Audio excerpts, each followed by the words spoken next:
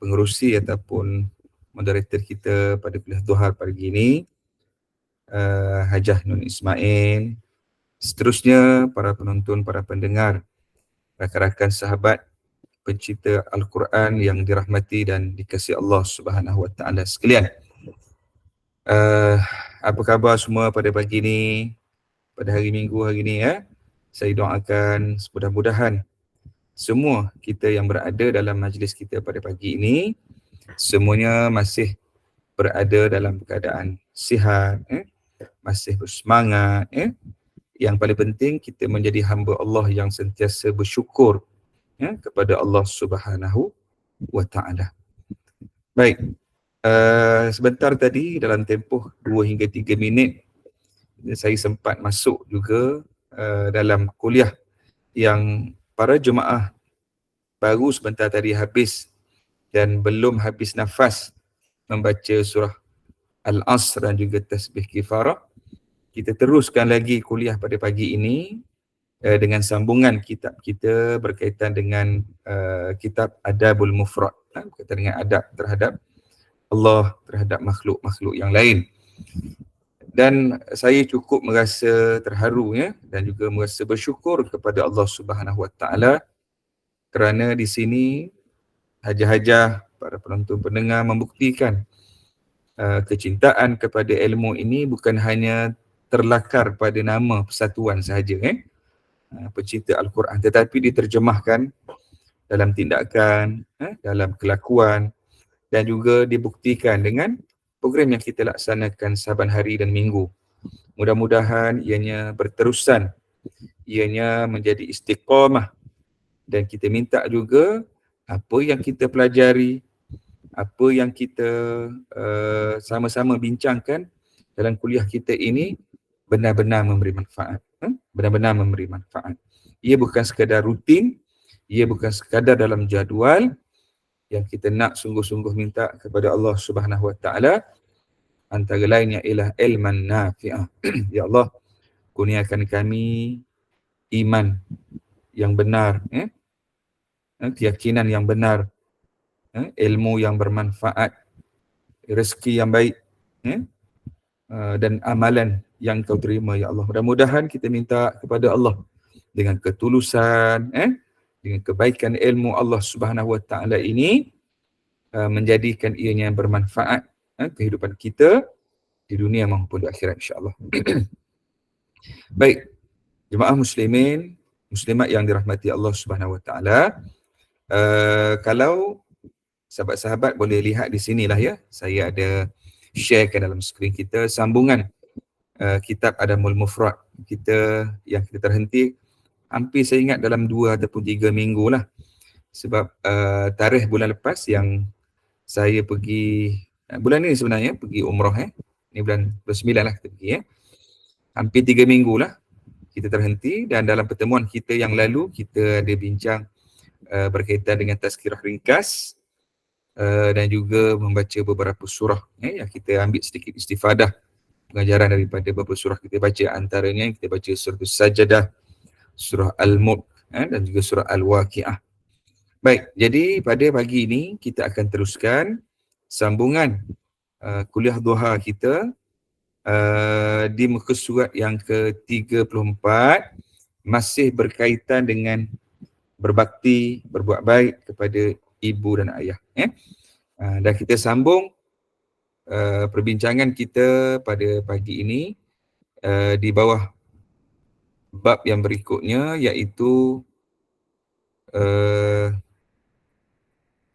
Allah Ta'ala melaknat orang yang melaknat orang tuanya. Allah Ta'ala melaknat orang yang melaknat orang tuanya. Baik. Okey, cuba kita tengok nombor yang ke-17. Baik, telah mengkhabarkan kepada kami. Boleh nampak ke? Ke terputus dah? Boleh nampak Okey, telah agak kecil sikit tulisan dia Ustaz. Tapi kalau dekat laptop memang nampak lah Ustaz. Oh, saya besarkan sikit Besarkan sikit Ustaz. Zoom dia sikit.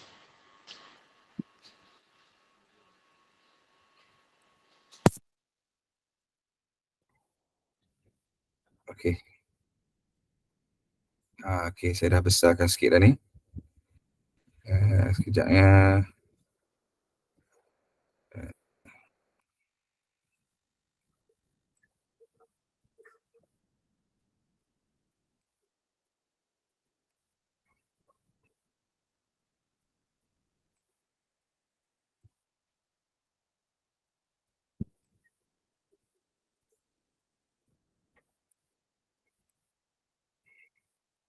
Sekejap ya, saya share semula.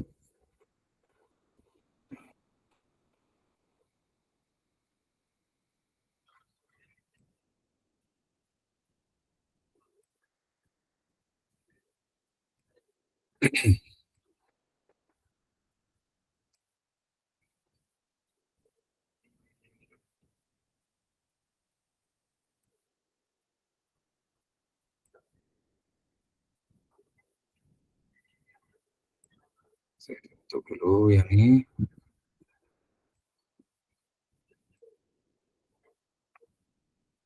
Okey, saya besarkan sikit lah.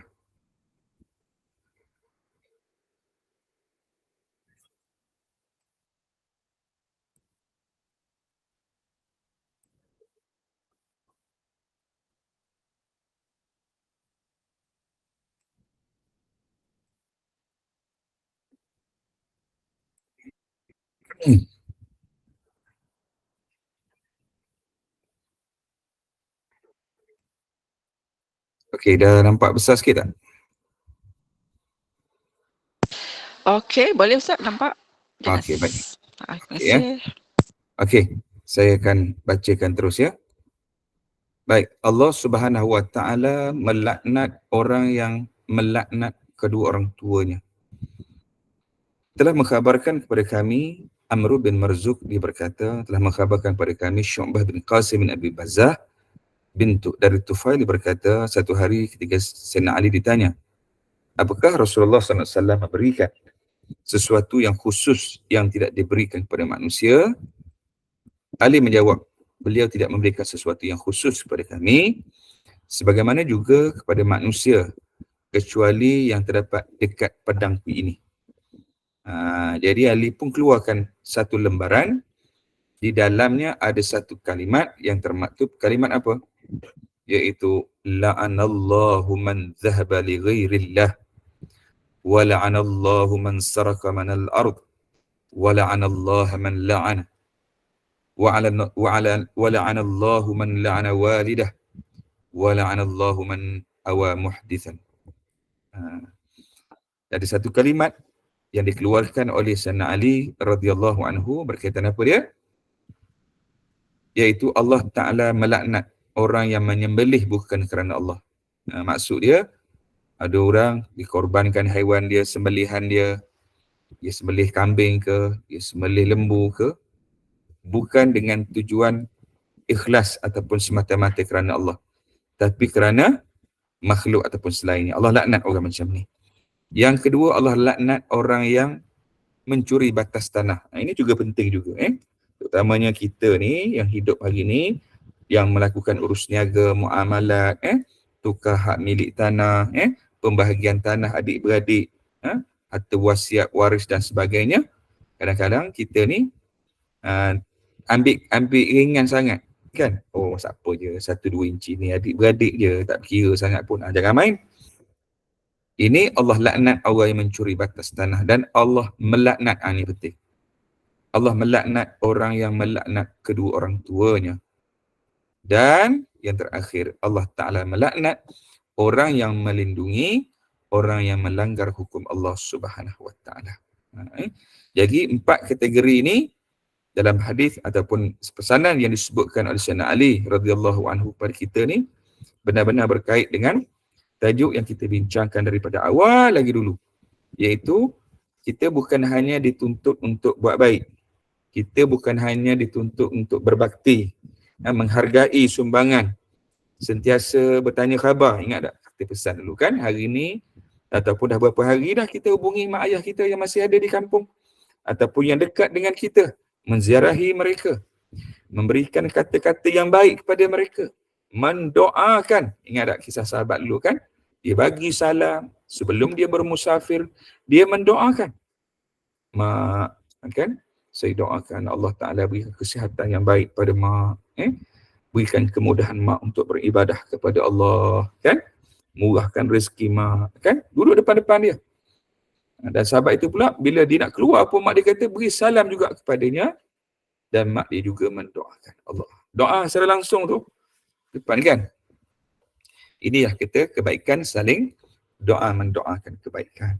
Di samping itu juga, selain kita buat kebaikan, berbakti kepada keduanya, kita juga dicegah, kita juga dilarang untuk buat perkara yang menyakiti hati dan perasaan orang tua kita. Sama ada dengan perkataan, sama ada dengan perbuatan. Perbuatan ni banyak tuan-tuan yang dirahmati Allah. Perbuatan tak semestinya dengan kita memukul sahaja, kan? Perbuatan tidak semestinya kita melakukan body contact sahaja. Body contact ni boleh berlaku banyak. Kadang-kadang dia sampai jauh sangat. Tak rajin, tak pernah pun dia nak duduk dekat dengan mak dia. Yang kita dah ada pasangan hidup ni dekat dengan pasangan hidup dia. Yang kita ada anak-anak dekat dengan anak-anak dia. Lupa orang yang begitu lama, bahkan kita dulu jauh lebih dekat dan bersatu bersama dengan ibu kita dalam rahim dia, kandungnya kita, dalam keadaan wahnan ala wahnin yang Quran sebut, dalam begitu lemah, dalam keadaan begitu sukar, melahirkan, mengandungkan, menyusukan dan membesarkan dan memberikan sepenuh kasih sayang kepada kita semua.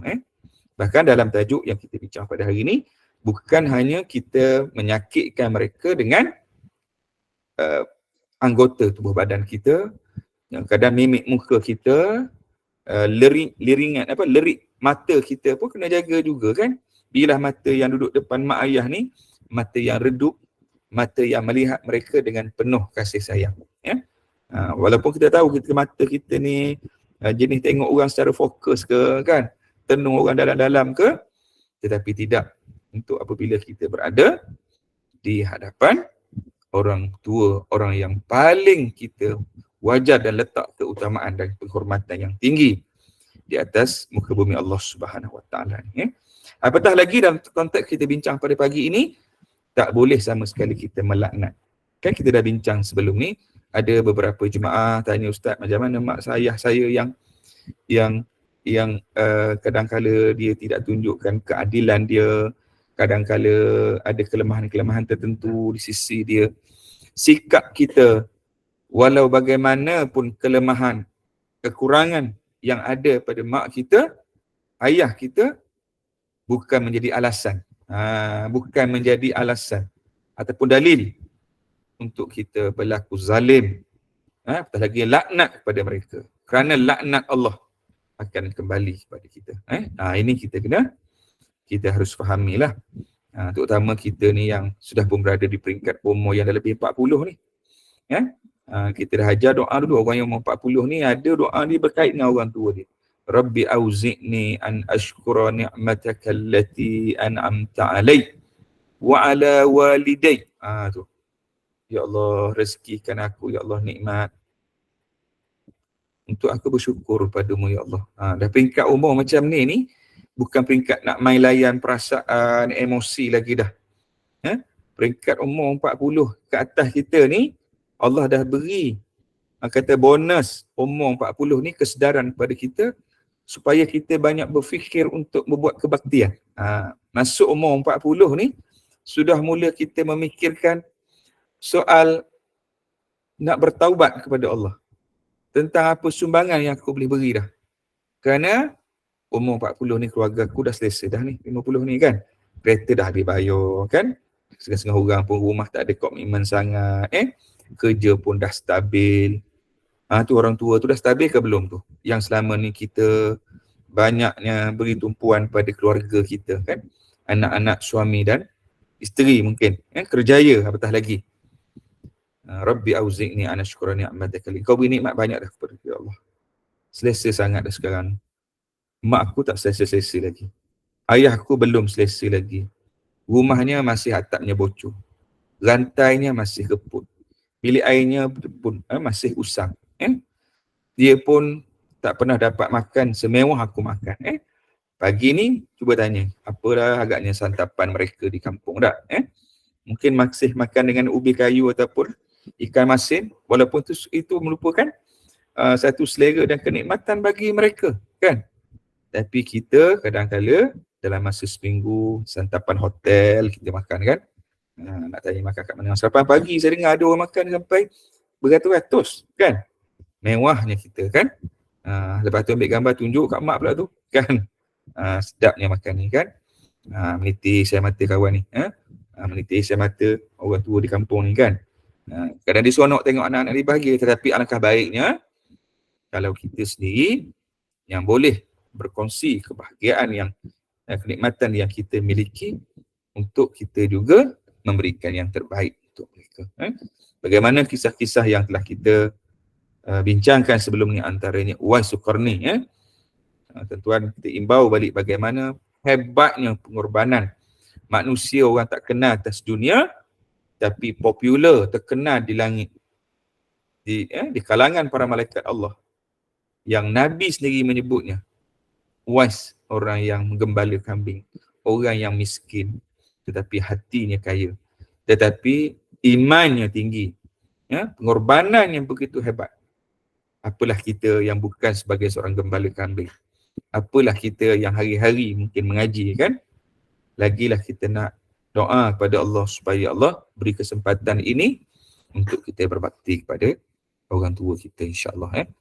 Baik, kemudian kita masuk yang berikutnya, berbakti pada orang tua selagi mana tidak membawa kepada maksiat. Okey.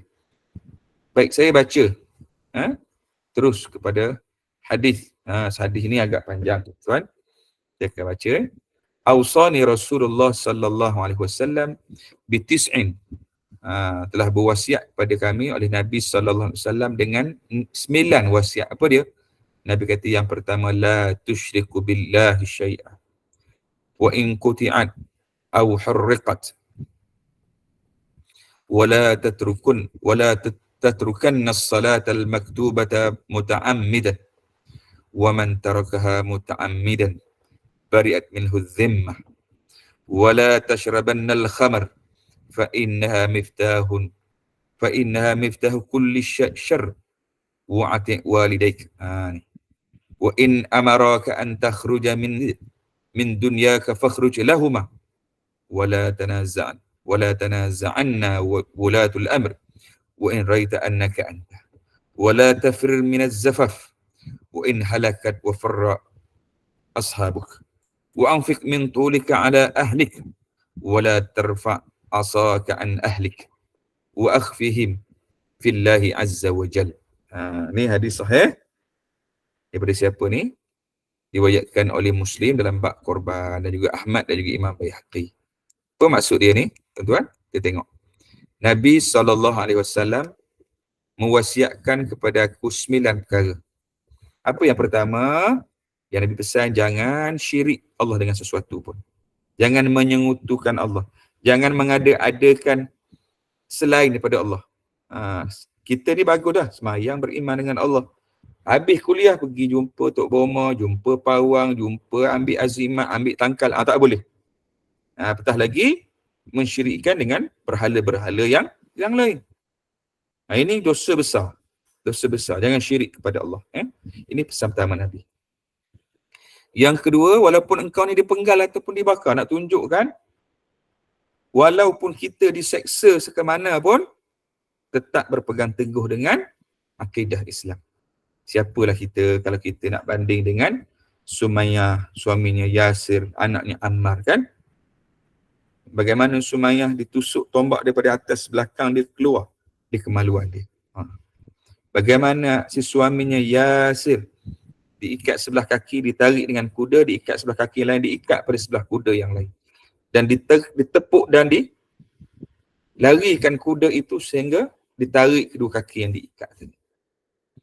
Ammar ketika melihat ayahnya diseksa, maknya juga dianiaya. Okey, tak apa, dia minta izin. Silakan. Saya faham, ya. Sangga dia kata waktu itu Abu Jahal suruh dia mengaku unta itu sebagai Tuhan, maka dia mengaku. Dia mengaku. Tapi lepas itu dia jumpa Nabi, dia kata, ya Rasulullah, umur dia kecil, baru 9-10 tahun, tengok mak ayah disiksa. Aku kesian sangat, tak sanggup tengok siksaan yang begitu berat yang kenakan pada aku. Sehingga mulut aku mengaku untuk itu sebagai Tuhan. Berdosakah aku? Nabi kata tak. Ada ayat Quran yang menunjukkan seseorang yang menuturkan kata-kata kufur sedangkan hatinya tidak redha kerana dipaksa, kerana ditekan, maka tidak ada kesalahan baginya. Tapi kalau kita dapat teguhnya keimanan kita seperti mana Asiyah, seperti mana Bilal bin Rabah, sebagai mana hebatnya sahabat Khabbab bin Arad, sebagai contohnya, kan, keluarganya Yasir. Nabi lalu ke depan mereka sedang diazab, sedang diseksa. Nabi kata apa? Isbiru ahli Yasir, sabarlah keluarga Yasir, innallaha ma'akumul jannah. Sesungguhnya Allah janjikan syurga untuk kamu ni. Allah Rabbi. Hebat kan? Begitu juga dengan Asiyah. Dalam keadaan tersenyum, bukan hanya bertahan. Ada yang dipenggal, ada yang dibakar. Kan? Tengok kisah Ashabul Ukhdud. Ashabul Ukhdud kita masih ingat kan? Hampir 20,000 semua orang dicampak dalam parit. Kena bakar tu, kena bakar. Bukan kena api lilin ke, kena pelita ke, tak. Dicampak dalam parit. Ashabul Ukhdud. Satu persatu. Termasuklah seorang ibu yang sedang dukung anak dia. Dia takut nak terjun tu bukan diri dia. Dia nak terjun tu, dia pangku anak dia, tengok anak dia kesian. Kecil lagi aku nak terjun ke ni? Aku nak terjun ke? Untuk dia aku tak ada masalah. Ni anak aku ni, aku baru kandung, aku baru lahir ni. Nak terjun ke tak ni? Kemudian ini di antara hikmah Allah Ta'ala.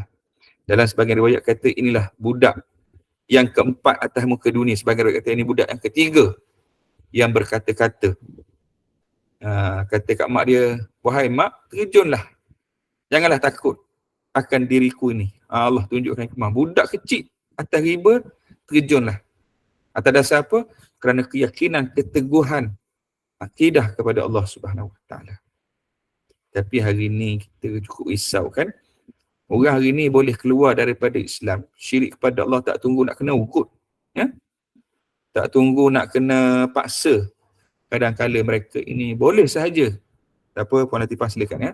Boleh sahaja longgarnya ikatan akidah mereka kepada Allah ini kerana dengan cabaran-cabaran ujian yang begitu kecil dan juga ringan kan. Kerana habuan dunia, kerana mungkin pasangan hidup, mungkin kerana kelalaian dengan nikmat-nikmat dunia, dan sebagainya. Tengok bagaimana orang zaman dulu. Khabbab bin Arad ketika mengadu pada Nabi betapa teruknya siksaan yang diterimanya. Dipakaikan besi yang menyala di leher, di tangan dan kaki dia sehingga berlubang. Bahkan sebagian riwayat kata terhenti api bara itu kerana keluarnya darah dan lemak daripada badannya. Ketika datang berjumpa Nabi, dicari Nabi, dijumpa di Kaabah. Dia kata, ya Rasulullah, doakanlah tak tahan siksaan yang diterima ni, berilah kemenangan ya Rasulullah. Nabi kata, kau tak bersabar wahai Khabbab. Nabi kata, kau tak bersabar wahai Khabbab. Nabi kata, wahai Khabbab, telah datang orang terdahulu sebelum kita yang ditanam tubuh mereka ni separuh badan, didatangkan gergaji yang membelah kepala mereka daripada atas hingga ke punggung mereka. Terbelah dua. Kau masih belum bersabar wahai Khabbab. Telah datang orang terdahulu daripada kamu wahai Khabbab, yang didatangkan sikat besi yang memisahkan antara daging dan tulang-tulang mereka. Tetapi mereka masih teguh kepada Allah Subhanahu Wa Taala. Sebab itu kita ingat kisah datang Dajjal di akhir zaman. Antaranya apa yang dibuat oleh Dajjal ialah nak tunjukkan nak tunjukkan ketagutannya, dia belah dua seorang lelaki, dia lalu di celah-celahnya, dia tanya, siapakah aku? Kan? Orang tu tetap kata, apa yang kau buat ini semakin meyakinkan diriku bahawa engkaulah Dajjal yang disebutkan oleh Nabi SAW dan aku tetap beriman kepada Allah. Akhir zaman buat benda pelik, ajaib macam tu, contoh orang beriman, dia tak akan kagum pun dengan yang dikatakan keanehan kepelikan ataupun kelebihan yang ada pada Dajjal ni, boleh bunuh orang, belah orang, lalu tengah-tengah dia hidupkan semula. Tapi tengok, orang yang beriman ni, dia tetap teguh pendirian dia. Hari ni orang kita tengok sikit-sikit je, kan? Kehebatan dunia, seluruh isinya, longgar, jatuh sedikit demi sedikit imannya. Yang Nabi kata, la tattaba'una sunan min qablikum. Kau akan ikut orang kamu ni sebelum daripada ni. Shibran bi shibrin, zira'an bi zira'in. Sejengkal demi sejengkal, sehasta demi sehasta. Sehingga mereka ini akan masuk ke dalam lubang dhok sekalipun. Na'udzubillah. Dia syirik ni tuan-tuan, kufur ni, dia bukan berlaku dalam tempoh sehari dua. Sesaat, 2 saat. Dia merupakan satu proses. Lalai dengan dunia, kagum, sebagainya, termasuk perangkap itu, maka dia akan tinggalkan agama, keluar daripada agama seperti anak panah meluncur ataupun keluar daripada busur. Jadi kita mintalah kepada Allah supaya kita, iman kita ini teguh, istiqamah pada Allah. Itu pesanan dari Nabi. Saya terpaksa hurai panjang sikit sebab hari ini tuan-tuan saya terpaksa sebut cabaran akidah sangat bahaya. Sangat-sangat bahaya. Kita duk bincang krisis makanan, krisis ekonomi, krisis moral, betul tak? Anak-anak muda macam ni perangai dia. Tapi tak ramai orang nak bincang krisis akidah. Walah di luar sana, ajaran sesat yang melingkari kita ni, ajaran yang mengarut ni, banyak sangat. Tak tahu panjang mana saya tarik tadi tu, harakat tu nak cerita dia. Banyak sangat. Kalau saya sebut 2-3 benda, mungkin kita bisa dengar. Ajaran hadi minallah. Ajaran millah Ibrahim. Millah Abraham. Kan? Ajaran Ammah baru ni. Allah Muhammad Allah. Ajaran Sihak baru ni. Ramai-ramai keluarga dalam media sosial mengaku keluar agama Islam. Saya duduk di tanah suci ni tak tenang. Sebab apa tak tenang? Sebab apa? Bukan kata tenang nak ibadah ni. Daripada Malaysia duk hantar WhatsApp ni, Ustaz tolonglah abang saya dah ikut ajaran hadi minallah ni. Dah tak semayang dah. Ya? Banyak ajaran Hasan anak rimau. Ajaran matahari. Ajaran dulu ayah pinnya. Itu belum lagi kita bercakap tentang ajaran New Age Movement. Kan? New Age Movement, gerakan baru hari ni. Namanya Garpu Tala, namanya seperti Meragas Sukma, banyak lagi. Ini penting kerana, silakan Nur Razita, terima kasih. Banyaknya hari ini dia datang dengan wajah agama, dengan wajah sufi, dia datang dengan wajah tasawuf, dia datang dengan wajah-wajah yang begitu banyak. Betul, saya sebut ni sebab saya sayang akidah orang Islam ni. Dia tak sedar, dia rasa ini agama. Tahun lepas, sahabat kita ikut satu ajaran Naqsyabandiyah Aliyah, ikut seramai 300 orang pergi ke Mekah nak tabalkan Tuan Guru jadi Imam Mahdi pada 1 Muharram tahun lepas. Dan tak berlaku benda tu. 150 orang berpaling tadah balik. 150 orang kekal sehingga ditangkap oleh kerajaan Saudi, terpaksa keluarga yang libatkan kerajaan Malaysia, pejabat agama, mufti dan sebagainya untuk buat balik. Itu saya sebut hanya 1% tuan-tuan. 1% saja. Selebihnya kita doa pada Allah, cabaran yang ada di sekeliling kita. Qu anfusakum wa ahlikum nar. Jagalah diri kita, keluarga kita daripada api neraka Allah. Ini akidah lebih utama yang lebih patut kita bimbang. Sebab dalam Suratul Kahf ada 4 fitnah tu. Fitnah pertama dalam Suratul Kahf tentang 7 orang pemuda. Allah cerita awal lagi. Itu akidah. Baru datang ujian harta, baru datang ujian ilmu, baru datang ujian kuasa. Hati-hati sebab hari ni cukup mudah. Yang duk telefon saya hari-hari, WhatsApp saya ni ialah sahabat kita yang abangnya seorang Bilal di masjid. Masuk agama hadi minallah. Percaya diri dah jadi Tuhan dah. Kenapa tak sembahyang? Buat apa Tuhan nak sembah diri sendiri? Dah mengaku Tuhan. Belum lagi perjalanan mimpi Masyitah di Shah Alam kan? Masih ingat? PMT, perjalanan mimpi terakhir. Kan ramai yang ikut. Ahli-ahli dia, saya ingat, bukan saya nak bandingkan dengan grup kita pecinta Al-Quran ni, bila saya jumpa mufti tanya, macam mana awal-awal kena tangkap hari tu jalan sesat ni? Kata Ustaz, wang jaminan ahli dia boleh kutip sekitar 70,000, 80,000 dalam masa 3 hari je. Betul Dalam masa 3 hari, bayangkan. Kita nak buat kuliah, nak panggil ustaz-ustaz kan, nak collect ratus-ratus ribu pun kadang-kadang susah. Kan masjid nak dapat collection, nak kutip beli kapet, kadang-kadang makan masa tahun. Tapi tengok ajaran sesat ni. Dan tak pelik, yang saya sebut ajaran hadi min Allah ni, dia kata seorang buat personal loan 70,000. Seorang aja. Bayangkan kalau ada 100 pengikut dia, berapa ratus ribu. Dah buat, dah bina dah. Dia punya markas jadi utama. Di Palembang, di Bertam. Kerana mereka taksub dan yakin dan percaya pada guru yang mereka anggap sebagai mursyid, imam mereka, yang mereka anggap sebagai bayangan wakil Tuhan untuk mereka ikut. Saya sangat rayulah pada jemaah yang saya sayangi semua ini. Kita belajar ni, samping itu alert dengan sekeliling kita pada hari ini. Cukup banyak cabaran yang akan betul. Puan Aini, saya pun dah mengadu banyak cara dah. Kita faham dengan limit kan yang ada pada pejabat agama kita, kaki tangannya kurang dari segi pelaksanaan undang-undang, penguatkuasaan itu sendiri, dan kalau perlu pada penggubalan undang-undang yang lebih mapan, yang lebih baik, saya kira benda ini dapat dibendung dengan baik. Kerana kita bimbang. Ini pun bocor sebab dia tengok mesej anak dia dalam WhatsApp, boleh tahu. Kan tengok antara anak saudara ni, sepupu ni, berWhatsApp, bila buka tengok dah cerita dah ayah tak makan lagi, makanan yang berdaging, makan sayur-sayur, ingatkan veggie. Lepas tu cerita pula dah buat pinjaman dah peribadi, nak bina markas kat Bertam. Dah macam-macam dah. Jadi kita kena hati-hati. Itu pertama. Krisis akidah perlu kita jaga. Yang kedua pesan Nabi, jangan tinggalkan solat wajib dengan sengaja.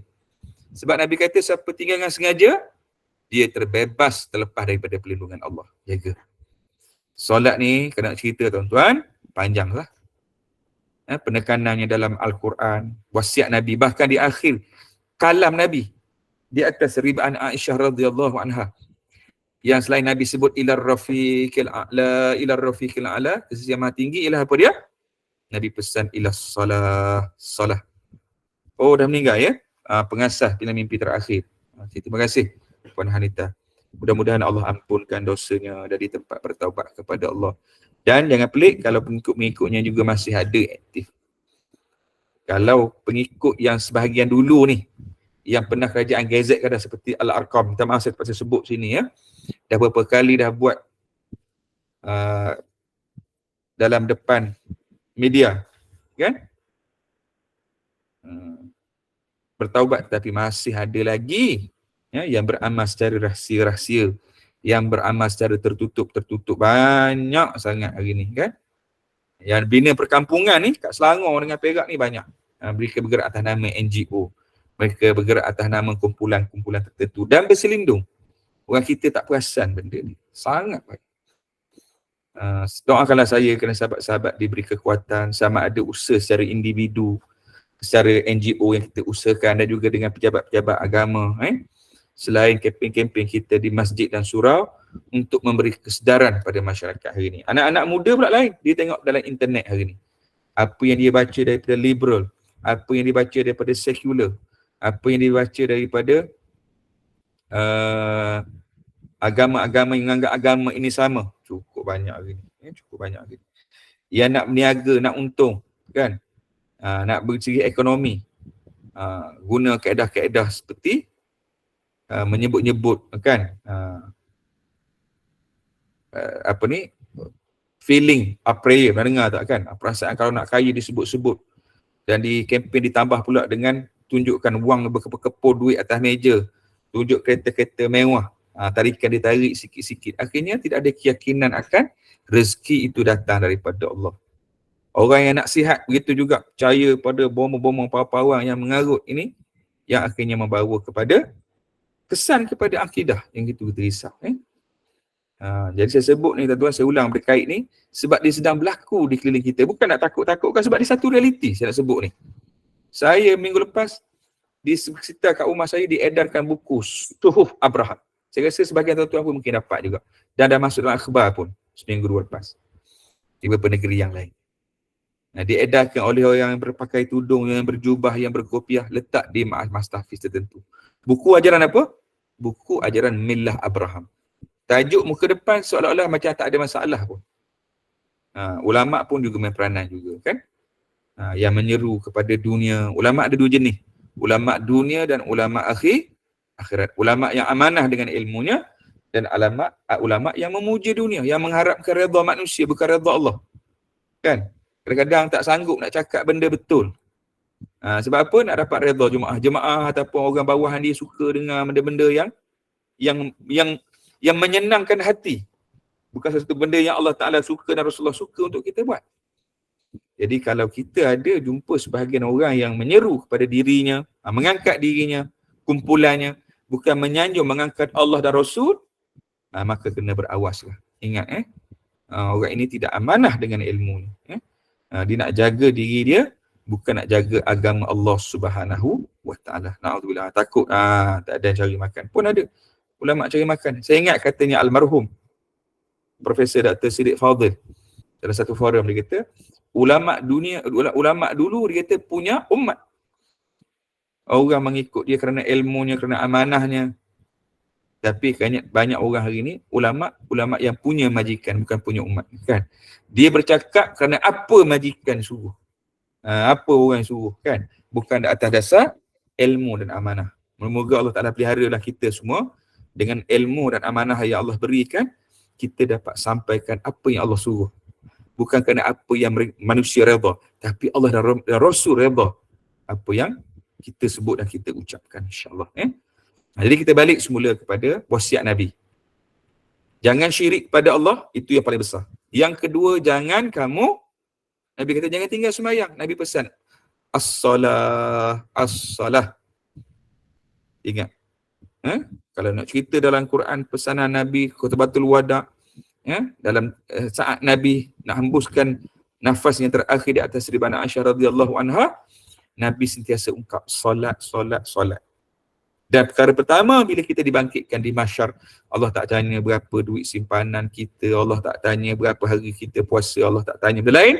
Tetapi yang pertama Allah tanya ialah bagaimana solat kita. Solat kita kepada Allah Subhanahu Wa Taala. Pesan pada keluarga, anak, isteri, suami kita, solat sebagai keutamaan. Dengar azan terus. Kalau boleh sebelum azan dah pergi dah. Kan? Jangan dengar benda lain laju je kita ni, kan? Biar solat tu menjadi keutamaan. Seronok kan kalau pergi musafir, nak pergi ni dalam keluarga ni pergi, dah bincang dulu. Kita ni tolak pukul 8 nak solat zuhur kat mana? Itu orang yang jaga hubungan dengan Allah. Orang kita hari ni, kita nak tolak lagi, makan kita kat mana, isi minyak kat mana. Penting juga nak pastikan perjalanan tu lancar. Tapi biarlah jaga hubungan dengan Allah itu lebih utama. Kerana kita selalu dengar hadis, ihfazillah yahfazka. Jagalah hak Allah itu, Allah akan jaga kamu, kan? Jadi kita ni banyak nak jaga diri kita, jaga harta benda kita dulu. Sedangkan yang menjaga diri kita, yang menjaga keluarga kita siapa? Allah Subhanahu Wa Taala. Ingat tak masa kita nak musafir, kita baca doa apa dia? Kan? Allahu Akbar, Allahu Akbar, Allahu Akbar. Ya Allah, aku bermusafir, ya Allah, subhanallazi sakhkhara hadza wa ma kunna lahu muqrinin wa inna ila rabbina lamunqalibun. Ya Allah, jadikanlah musafir itu perjalanan yang Allah menasraka al-birra wat taqwa. Jadilah perjalanan itu satu musafir yang perkara yang baik dan bertakwa. Ya Allah, jadikan musafir aku ini, ya Allah, satu perjalanan yang dekat aku rasa perjalanannya, kan? Kan? Dekat, dan yang engkaulah penjaga. Anta sahibul fil mal wal ahl. Anta al-khalifah. Anta sahibul fil mal wal ahl. Ya engkaulah penjaga kepada harta dan anak-anak kami, ya Allah. Allah yang jaga tu. Kan? Yang penting kita jaga hubungan kita dengan Allah Subhanahu Wa Taala. Orang hari ni dia fikir macam mana nak makan, macam mana nak jaga kereta. Tapi hubungan dengan Allah, dia ambil endah tak endah.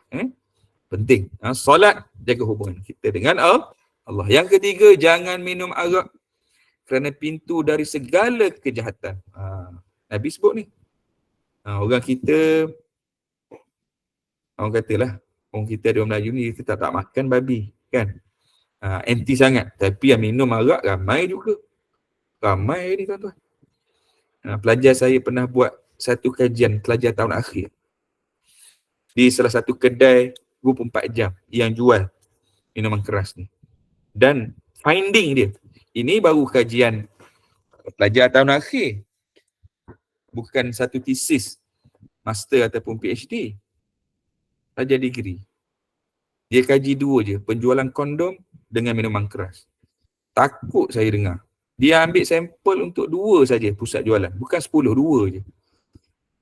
Pelajar saya ni dia boleh bagi jenis brand dia dan mana yang paling laku.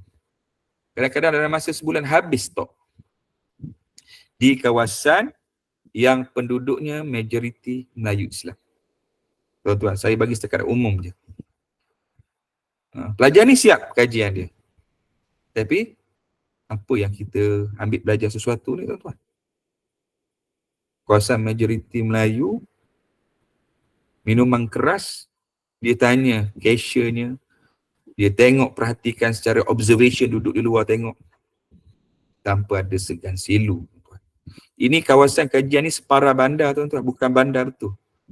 Kawasan separa bandar dan separa kampung, ada pekan, istilahnya pekan lah. Sangat menakutkan dah, kan? Sedangkan Nabi kata arak ni diibu segala yang lain. Bila mabuk dia akan berzina, bila mabuk dia akan bergaduh, bila mabuk kita tengok kat Malaysia yang aksiden saja pun dah kita sakit hati, kan? Jalan masuk lawan arus, langgar orang yang tak bersalah, kan? Ibu kepada maksiat-maksiat yang lain. Peliharalah diri kita. Ini berkaitan dengan akhlak. Kemudian yang keempat, ni pesan Nabi, taat kepada orang tua kamu sekalipun keduanya menyuruh kamu keluar daripada duniamu, maka keluarlah kerananya. Tengok Nabi, ni pesan Nabi ni. Kita duk mengadu ni, duk mengadu mak ayah kita ni tak adil sikit-sikit, ada kelemahan gini-gini, betul tak? Perangai tak berubah. Nabi kata taat kepada keduanya walaupun dia suruh kamu keluar daripada dunia kamu, kan? Nak tunjukkan betapa penghormatan, ketaatan kepada mak ayah ni sangat tinggi. Kelima, janganlah kamu bangkang pada pemerintah. Pertimbangkan bagaimana jika kamu jadi pemerintah. Ini ada perbahasan dia lah, kan? Selagi mana pemimpin itu taat kepada Allah, kita beri sepenuh ketaatan, kan? Bahkan ada pesanan Nabi SAW, taatlah kepada pemerintah sehingga walaupun dia mengambil hartamu, sehingga dia memukul belakangmu, dalam hadis sahih. Maksudnya kalau sampai dia memberi kemudaratan kepada seluruh nyawa kita dan seluruh harta kita, barulah tidak ada lagi ketaatan. Jadi dalam keadaan kita duduk dalam sebuah negara demokrasi, kita mempunyai pilihan, kan? Tetapi sebagai seorang rakyat yang biasa, yang tidak ada kuasa, dan pemimpin ni dia ada ego dia, dia ada orang kata apa, cara diri dia memerintah, kan? Dia tak boleh nak kendurkan. Maka sebagai rakyat, sebagai orang yang berada di bawahan, kita meletak ketaatan kepada pemerintah selagi mana mereka ini tidak melanggar hukum syarak. Tapi kita ada cara kita nak menegur mereka, kan, dalam negara demokrasi ni. Sama ada dengan kita mengundi, dengan cara kita berkempen, tapi dengan cara yang penuh adab. Betul tak? Zaman Nabi dah diajar dah cara mana nak betulkan pemimpin dengan cara yang baik lagi. Sebab tu dalam hadis Nabi ada cara.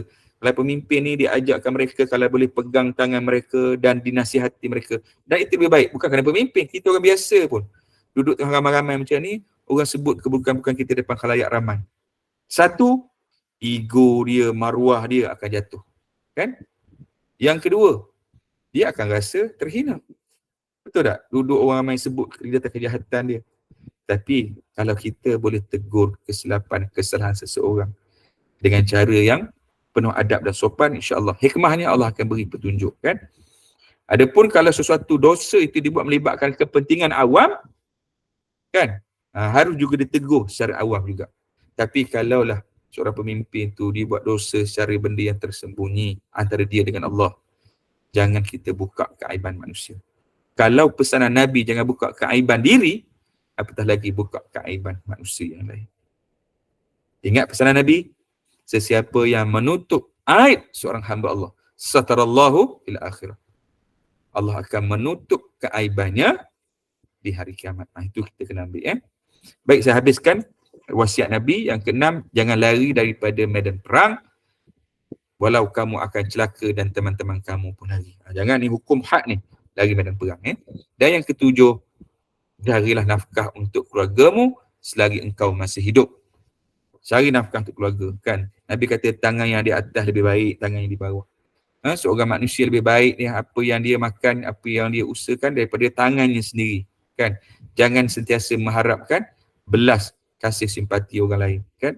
Sentiasa berusaha dengan diri sendiri. Sebab Nabi berkata, sesungguhnya Nabi suka seorang hamba itu yutqih, membuat sesuatu urusan dengan penuh ketekunan, termasuk dalam perkara mencari rezeki, bukan hanya dalam perkara beribadah kepada Allah, bukan hanya dalam perkara untuk kesihatan diri, tetapi juga berkait dengan rezeki, usaha.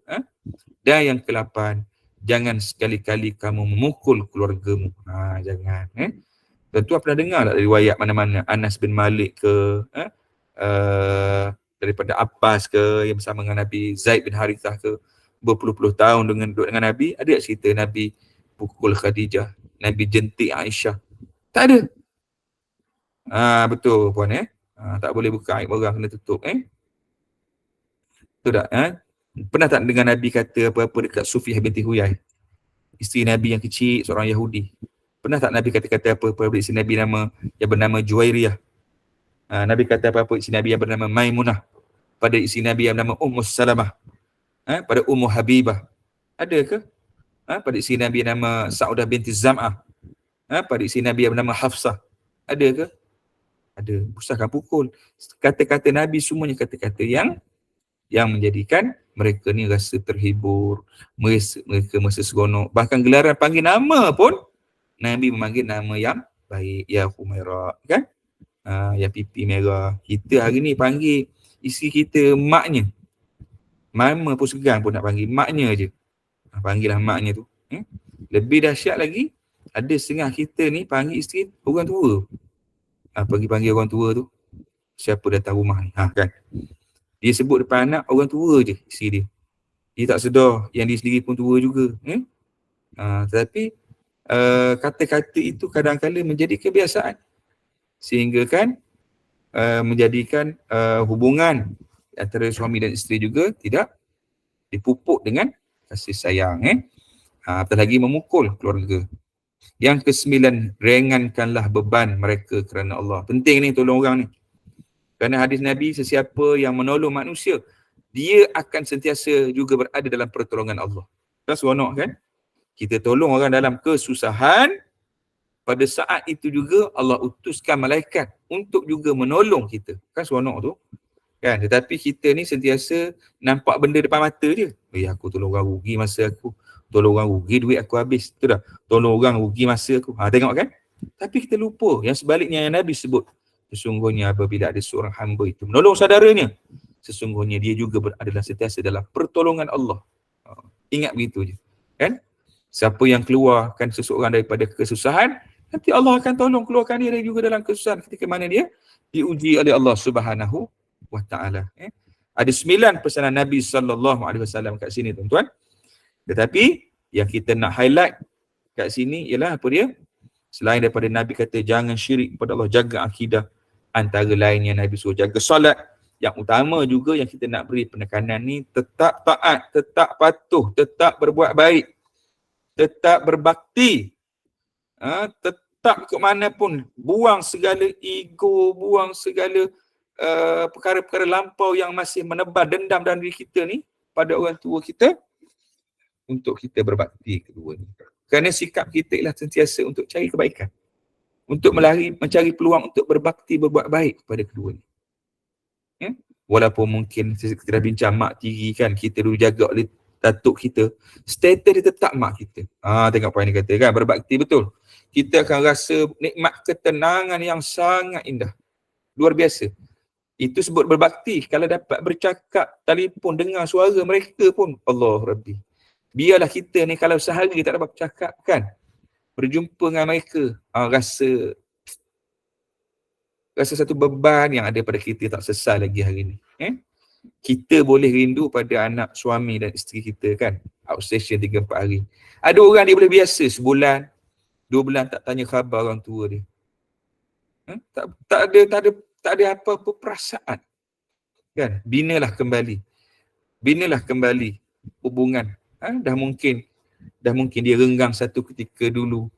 Mungkin ada sejarah apa-apa dalam kehidupan kita kan. Tapi bila kita dah belajar ni, kita akan tahu betapa rahmat, redha Allah kepada orang yang berbakti, buat baik kepada orang tuanya sangatlah besar dalam kehidupan kita. Kita pun tidak tahu berapa lama lagi kita akan hidup atas muka bumi Allah Subhanahu Wa Taala. Sama ada mereka yang pergi dulu ataupun kita. Di saat kita masih banyak perkara yang belum kita selesai dengan mereka atas muka bumi Allah Subhanahu Wa Taala. Mudah-mudahan di atas kesempatan yang Allah beri kepada kita yang belajar, yang faham, yang Allah beri juga kekuatan kepada kita untuk beramal dengan ilmu yang kita belajar, antara lainnya ialah untuk kita sentiasa hormat, untuk kita sentiasa berbakti, melayani mereka dengan cara yang terbaik yang boleh kita berikan. Kalau nak pergi hospital, kita ajak anak-anak kita, suami kita ambil insurans tinggi, kan? Pergi hantar hospital. Mak kita bawa klinik, dia beratur lama, kan? Orang tua lagi tak boleh tunggu lama. Anak kita pergi bawa hospital swasta, bayarnya ribu. Untuk mak pergi klinik sudahlah, ambil obat demam, cukup lah, kan? Kerajaan pun dah bagi pula yang sekarang ni madani, itu bagus juga kan, klinik swasta yang terpilih. Tetapi kalau kita boleh melayani mereka bak raja, bak permaisuri, subhanallah, sudah tentulah ini sesuatu bentuk pengorbanan, bentuk sanjungan yang selayaknya sebenarnya mereka dapat daripada anak-anaknya. Tak semestinya kita seorang. Maksud saya, kita ajak pakat, adik-beradik, jom kita beri kesenangan pada mak kita. Kita ada 7 orang. Kita kumpul 1,000 seorang. Jom kita bawa mak kita. Walaupun demam, kita bawa dia ke private. Kalau seorang juga boleh, apa salahnya, kan? Lebih baik. Sudah tentulah doa, redha mereka terhadap anak-anaknya yang berbakti kepada mereka ini sentiasa akan mendapat perhatian, sentiasa akan dapat ganjaran daripada Allah Subhanahu Wa Taala sama ada dunia hinggalah akhirat. Birrul walidain sesuatu merupakan yang wajib bagi kita semua, terlagi untuk melaknat dan melakukan perbuatan yang tidak baik terhadap mereka. Baik para jemaah muslimin, muslimat, sahabat pecinta Al-Quran yang dirahmati Allah, saya kira kita berhenti setakat ini di poin yang ke-18. Kita akan sambunglah. Sebab saya faham tuan-tuan semua daripada awal pagi tadi berterusan kuliah, masya-Allah, masih lagi kata istiqamah dengan kuliah-kuliah ilmu. Mudah-mudahan rahmat, kebaikan Allah sentiasa mengiringi kita, amin insya-Allah. Jadi saya kira setakat ini dulu untuk kuliah kita, duha kita pada pagi ini. Saya serahkan kembali kepada Puan Nun Ismail, pengurusi kita pada pagi ini. Saya persilakan. Okey, baik. Terima kasih Ustaz. Alhamdulillah, jazakallahu khair al-fadil Ustaz Muhammad Hasbi itu pensyarah pengajian Islam dari UPSI ini atas kesudian berkongsi ilmu berkenaan dengan antara topik perbincangan pada pagi ini yang saya boleh ambil dan dikongsikan bersama adalah menunaikan hak kedua orang tua merupakan perkara yang agung dan bukanlah perkara yang remeh dalam Islam. Namun ketaatan kepada mereka tidak secara mutlak dalam seluruh perkara. Selama dalam ketaatan kepada Allah atau masih dalam kebaikan, maka perintah mereka haruslah ditaati. Dan semoga kita dapat manfaat bersama-sama pada pagi ini dan kefahaman juga buat kita semua. Dan terima kasih kepada para jemaah. Kita teruskan lagi, ada lagi kuliah duha seterusnya ya selepas ini, dan Ustaz kita tangguhkan dulu Ustaz dengan tasbih kafarah dan surah Al-Asr. Silakan Ustaz. Okay, insyaAllah. Subhanakallahumma bihamdika asyhadu an la ilaha illa anta astaghfiruka wa atubu ilaik. Bismillahirrahmanirrahim. Wal 'asr innal insana lafi khusr illa alladhina amanu wa 'amilus solihat wa tawasaw bil haqqi wa tawasaw bis sabr. Sekian, wabillahi taufiq wal hidayah. Wassalamualaikum warahmatullahi wabarakatuh. Waalaikumsalam. Waalaikumsalam warahmatullahi wabarakatuh. Terima kasih Ustaz. Dan para jemaah sekalian, ada lagi kita. Waalaikumsalam.